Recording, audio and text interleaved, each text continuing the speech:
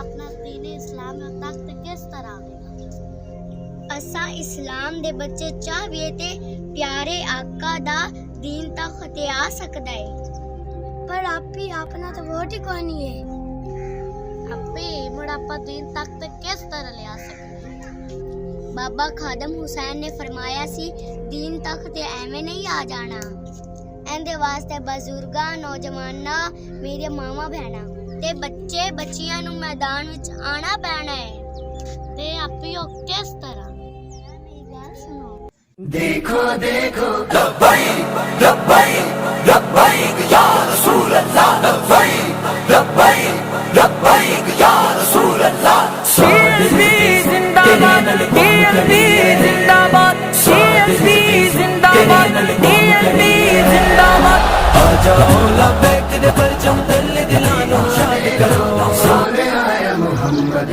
अरबी का दीन आया इज्जत लाया अजमत लाया अमन सुकून मोहब्बत लाया देखो देखो कौन आया मोहम्मद अरबी का अब्बू जी अस्सलाम वालेकुम व रहमतुल्लाहि व बरकातहू वालेकुम अस्सलाम व रहमतुल्लाहि व बरकातहू। आगे पुत्र बैठ आगे आगे बैठ।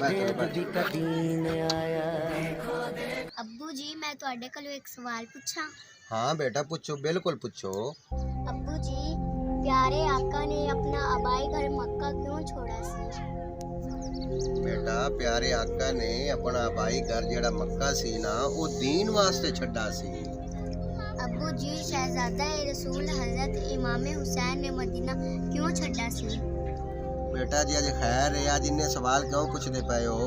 अब्बू जी बस तुसी दसो ना हाँ बेटा दसना शहजादे रसूल हजरत इमाम हुसैन ने मदीना दीन वास्ते छड्डा सी।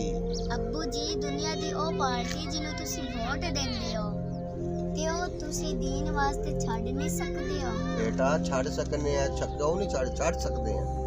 अब्बू जी तुसी मेरे नाल कितना प्यार करदे हो ऐ पुत्तर ये कोई पुछण वाली गल है मैं तो अपनी धी नाल इन्ना प्यार करना कि मैं अपनी धी वास्ते जान ही कुर्बान कर देसा। अब्बू जी तुहाडी जान ने चाहिए इस वारी तुसी मेरे नाल वादा करो कि तुसी वोट तहरीके लब्बैक पाकिस्तान नु देओगे। अब्बू जी तुसी मेरे सिर ते हाथ रख के वादा करो। ले पुत्तर मैं तेरे नाल वादा करना मैं मेरी धी इस बारी वोट मैं तहरीक लब्बैक या रसूलुल्लाह पाकिस्तान नु देसा। हुण खुश है? हां जी अच्छा बेटा नमाज का टाइम हो गया मैं नमाज पढ़ी है मैं तुसी बवो इत्थे हाँ बैठो इत्थे। दीन नु तख्त ते लियावन वास्ते एक किरदार है बच्चियां दा जेड़ा मैं तुहानू समझाया सी। देखो देखो